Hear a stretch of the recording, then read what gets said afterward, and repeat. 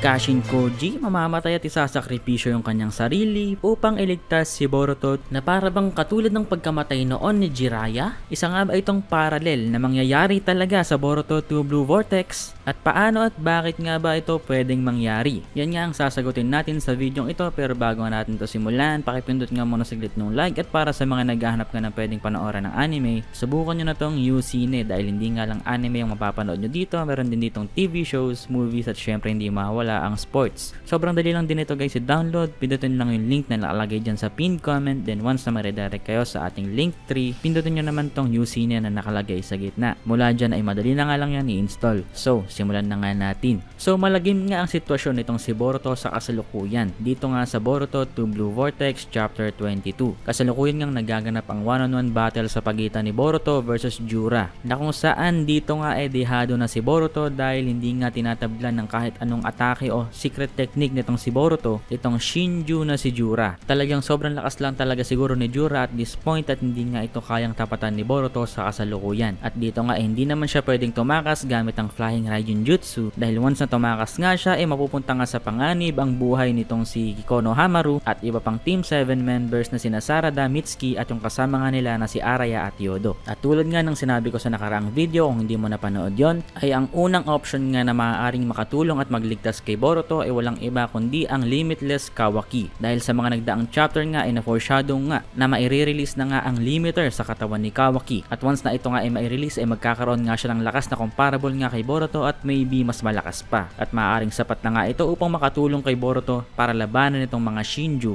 especially si Jura. At wala nang pinakamagandang timing para mangyari ito kundi sa next chapter dahil nasa panganib na nga talaga ang buhay ni Boruto at kailangan nga na ng tulong ng isang tao na may kakayahan o maaaring ipantapat kay Jura, at yun nga ay walang iba kundi si Kawaki sa kasalukuyan. Pero paano nga ba guys kung hindi ito ang mangyari? Paano kung hindi dumating si Kawaki? Well, andito pa nga ang second option. Ito rin guys ay pwede talagang mangyari dahil nga sa parallels nitong storya ng Boruto sa storya ni Naruto. Ito nga yung sakripisyo ni Kashin Koji upang mailigtas si Boruto mula sa kamatayan. So itong sitwasyon nga ni Boruto sa kasalukuyan guys na nasa panganib nga siya ay alam nga ni Kashin Koji na mangyayari na dahil nga sa kanyang ability na prescience na kung saan kaya nga makita ni Kashin Koji yung lahat ng mga posibleng mangyayari sa hinaharap at sa ibang mga timeline, which itong exact same na nangyari nga kay Boruto sa kasalukuyan ay alam naman din ni Kashin Koji. So napaka-imposible sa isang katulad ni Kashin Koji na napaka-logical at matalino na hindi magkaroon ng measures kung ito nga ay mangyari. Even though gusto nga baguhin ni Kashin Koji yung hinaharap, siguradong alam din niya sa sarili niya na pwedeng yung mga bagay ay hindi nga umayon sa kung paano niya gustuhin. At itong pag-alis nga ni Boruto mula sa pag-oobserba papunta dito sa battlefield upang tulungan ng Team 7 at iligtas si Konohamaru mula kay Matsuri ay siguradong isang bagay na maaaring naisip na ni Kashin Koji na pwede talagang mangyari. Kaya naman preparado nga itong si Kashin Koji para sa ganitong klaseng sitwasyon. Matatandaan nga natin guys na ginawa nga si Kashin Koji bilang isang cyborg weapon na ang primary goal nga ay pumatay ng isang Otsutsuki. So ito nga ay walang iba kundi si Ishiki o Jigen. Pero ngayon ngang tapos na yung mission na ito at nagkaroon nga siya ng awakening or enlightenment sa pamamagitan ng kanyang ability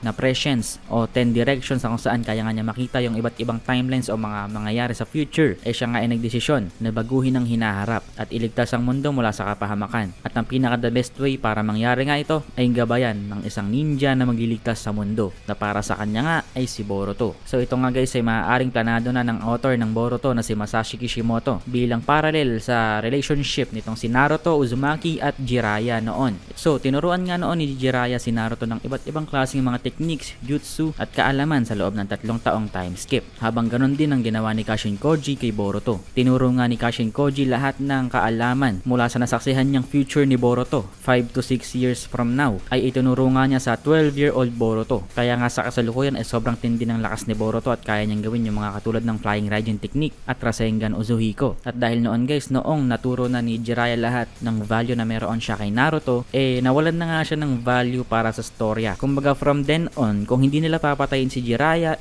parang magiging stagnant at hindi na siya ganun ka-importante. At the same time, pwede nilang gamiting strategy ito upang bigyan ng mas matinding character development yung main character na at the time nga guys ay si Naruto, na kung saan kapag namatay nga itong si Jiraiya at nangyari nga ito, ay ito nga yung dahilan kung bakit nag-develop ng matindi yung character ni Naruto noon. Binoost nga nito yung maturity ni Naruto at yung kanyang understanding patungkol sa pain, suffering at iba't ibang mga katotohanan sa mundo na nagamit nga niya upang makakonekta sa mga kalaban at sa mga karakter katulad nga nila Pain, ni Nagato, si Obito. Nagawa nga ni Naruto yon guys dahil nga sa pagkawala ni Jiraiya, yung character development na dulot nitong pagkamatay na to. Ngayon, matapos ngang maituro na ni Kashin Koji lahat ng value na meron siya dito kay Boruto, at dahil alam naman na rin nitong si Boruto yung mga mangyayari sa future, eh maaaring hindi na nga siguro kailangan nitong si Boruto yung ability nitong si Kashin Koji na prescience o kakayahang makita yung mga future para iligtas pa ang mundo. Pwede nga rin maging sagabal na lang si Kashin Koji at this point, napipigil nga kay Boruto. So hindi ako sure guys, pero pwede rin talagang isipin ng writers na